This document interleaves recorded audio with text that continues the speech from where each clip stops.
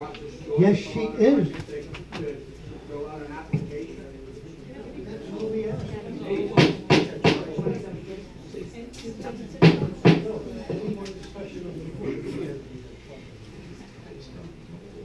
So you want to keep going back to membership, but the judge ruled. The judge, somebody, and I respect your opinion because it's your opinion. The judge didn't read all of Peter's. You want to read all of Peter's? Peter even says she's a member in good standing. No, he didn't. No, he didn't. No, he didn't. No. He didn't even say that. I should have brought it. I got his whole thing that he presented at the court. The judge didn't even look at it. Obviously. He didn't look at the Articles of Incorporation. No, I'm saying after the judge made his ruling, Peter determined and agreed with the judge that as long as she paid the $10, she was a member in good standing with full benefits. No, I didn't see that, Brenda. I'm sorry. And I still say our bylaws and our rules are what determine what goes on in this part. So then let me just clarify. Yeah. A judge says she's a member with full benefits. Our attorney says she's a member with full benefits. But you are saying she's not, so she's not. I'm saying I read the bylaws. This is what I feel in my mind. So it's your opinion. But the judge rules, and our attorney, we pay for his opinion. No, the judge, our attorney did not rule that. I'm sorry. You show me where he ruled that.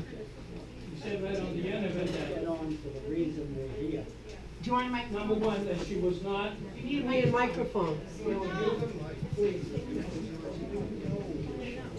I think we ought to go back to the judge's decision. The judge did say that he contested everything that was brought forward. No. Yes. No. That she could not be on. No. Yes. No. You read it. I don't care. I did read it. The judge denied. I'm talking. Yes. Certainly are talking. Try to be respectful. Continue talking. Go ahead. I apologize, George. You continue talking. You better read that judge's decision, because he did say that he denied what she was going for. Which was what?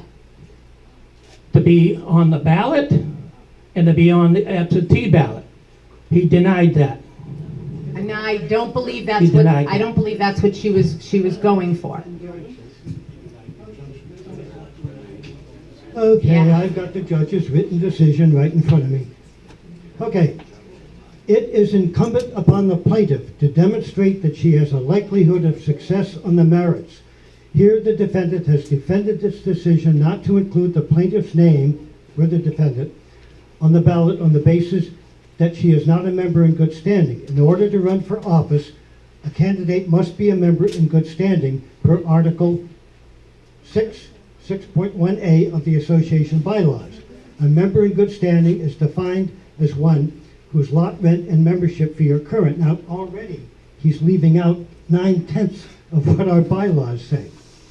Now, he says, I agree with the plaintiff that she's a member with full benefits, a term not defined in the bylaws by virtue of Article 3.1d, which is that foolish owner/occupant, which does not mean or. I'm sorry.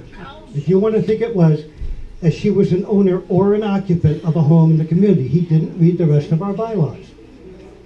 So as far as I'm concerned, I'm sorry, she's wrong. But he says she's not a member in good standing, and so has not demonstrated a likelihood of success on the merits, and so the plaintiff's motion for a preliminary injunction is denied. Yes, you are correct. The judge denied the injunction. She went into court asking for an injunction to have her name put on the ballot, and that is the only part that was denied. The judge's ruling stated that he said that before it even started, how hard it was going to be to prove, to get an injunction. He wasn't going to stop a whole election. But he also said she was a member in good standing. You can't say he didn't understand the bylaws.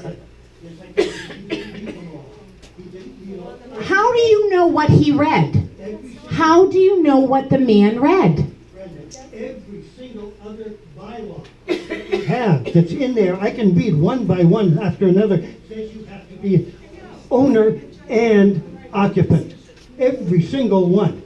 All of a sudden, certain special people that are under age 55 are given membership because they're under age 55, although they don't own a house in the park. Come on. Who put the bylaw in there? It doesn't mean or. It means you are an owner occupant. Now, come on. Take a vote. Does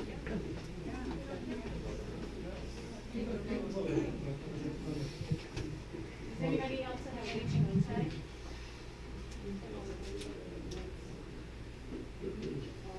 Does anybody have any issues on the board with fraud in the election? I haven't heard anyone say anything about that there was fraud.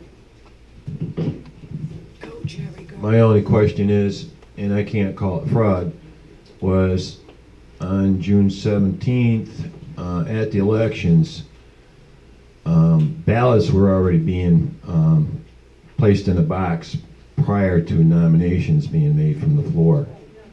That should have been stopped. That came from First Choice. They allowed that, and that shouldn't have happened. I didn't say fraud. I said that at the beginning. But I'm just saying that was an error, and that shouldn't have been allowed. Well, if that's the case, Jerry, then we need to re-examine how the election is done. I don't have a problem with that.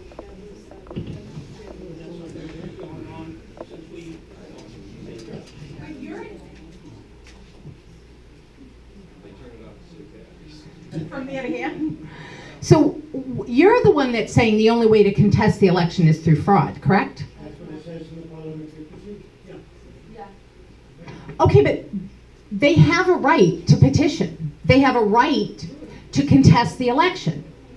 Our bylaws speak to that. We go to parliamentary procedure when our bylaws are silent. Our bylaws give them the right to call a meeting by petition and ask for a specific action. That's what our bylaws give them the right to do. Peter says, and I read it to you, that there's nothing in our bylaws. There's nothing in our bylaws. Off again. There's nothing in our, it's fun. There's nothing in our bylaws states contesting an election. So then you have to go to the parliamentary procedure. The parliamentary procedure states that the only thing that you can contest the election is fraud. We can't hear. That is the old microphone I donated that is 20 years old and it's not on the right You frequency. gave me a lousy thing here. I'm telling you, Yeah, is the other one? the other one has no batteries. And you don't have any backup batteries in This there. one's got a green light, should be working. If you Oh, there we go. Yeah. And nobody- No, turn it that way. Don't turn it that way. Okay, Yeah, this way. okay. I'll do it again. There. There you go. Speaker, your attorney said, our bylaws do not have Use that. Just use Huh? that. I'm still, oh, there we go. That's much better. Our bylaws have nothing in them to contest an election, and I read you his statement. So therefore, the only way that an election could be contested was through a change in our bylaws, and if our bylaws were changed, it would only affect the next election, not the past election. So, if it's not in our bylaws state that it goes to parliamentary procedure. And parliamentary procedure, and I read it to you, states the only thing that you can contest an election upon is fraud. Okay? Got the book. We're going to do a vote?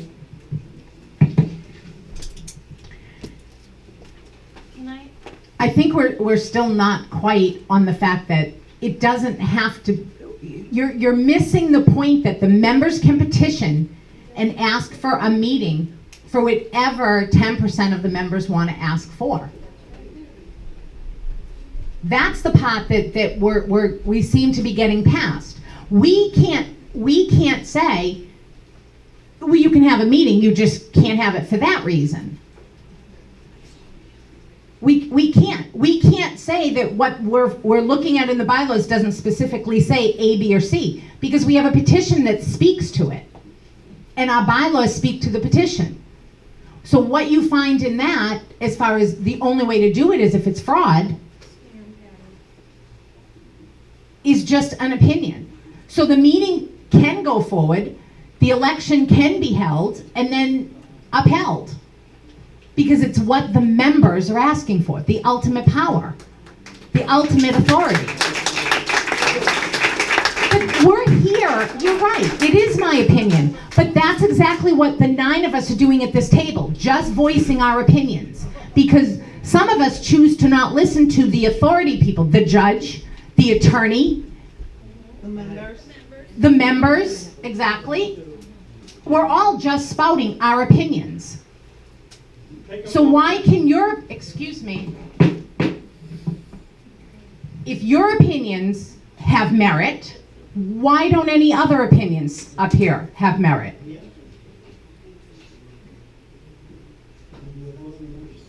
And okay. Anybody, any discussion? No more? Okay, let's vote. Oh, I would. There's a major error in what they're saying about fraud. Yeah, okay, Patty. No, one. Patty. It's going to be open forum after. After a vote. Yes, after the vote. What I would like in the permanent record is when the vote is cast, in the minutes, I want names of who voted yes and who voted no. Because if this goes to court, which I'm kind of thinking it's going to, and I handed you all the email, we as individuals can be, no, you don't have to read it now if you don't want to. But as individuals, we can all be held responsible for, so when the vote is cast, if you write down who votes yes and who votes no. Excellent, thank you.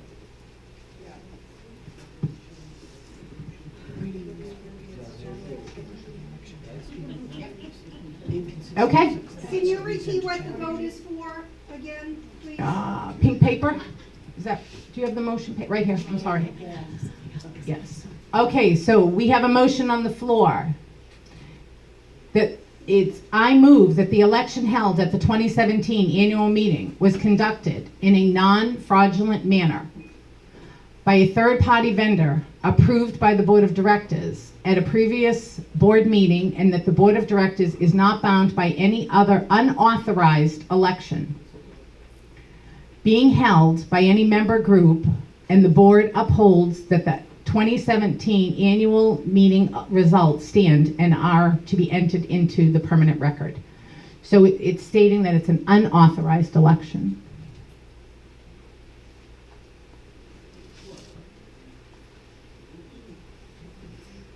What's the definition of unauthorized?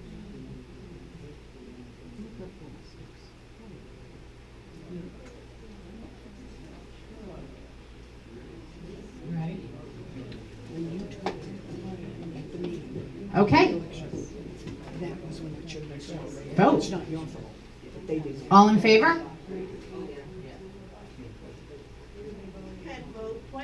So we have. Yeah, you really should recuse yourself because this is about. It does. You can be here for the quorum and you can be here, but you abstained from the last one. You really need to abstain from this vote. He's part of the election process. So, oh my God. You know, I don't care. Comes out of your mouth. No, I'm repeating your words. You cannot just have your opinion and make it be what you want it to be. There are other people that can speak. their opinion or whatever. To sit here and say you don't care what somebody says is just sad.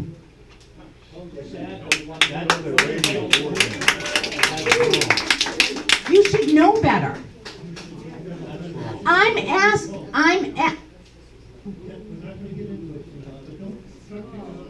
I'm not.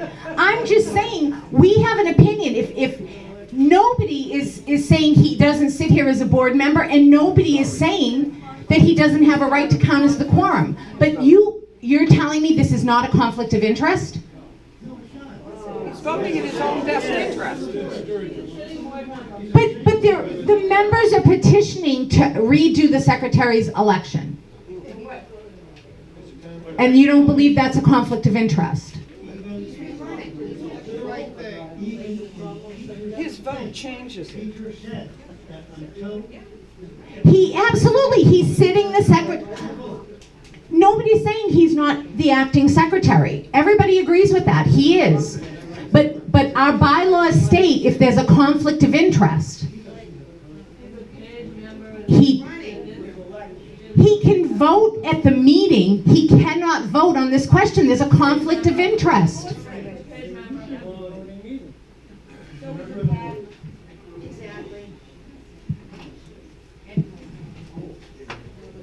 Go, Ed.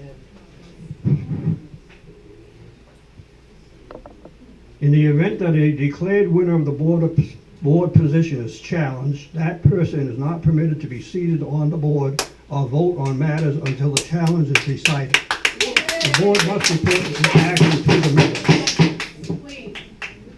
Parliamentary procedure.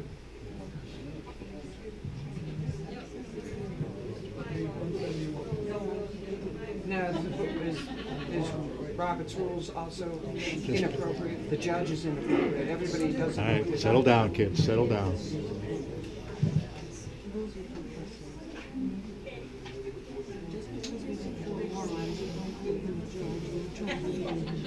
Even our own attorney that they're charging us money for says it.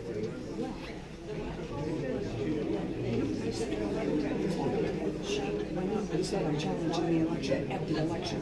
Claudia should. Their role as a board was to stop it. They didn't, and because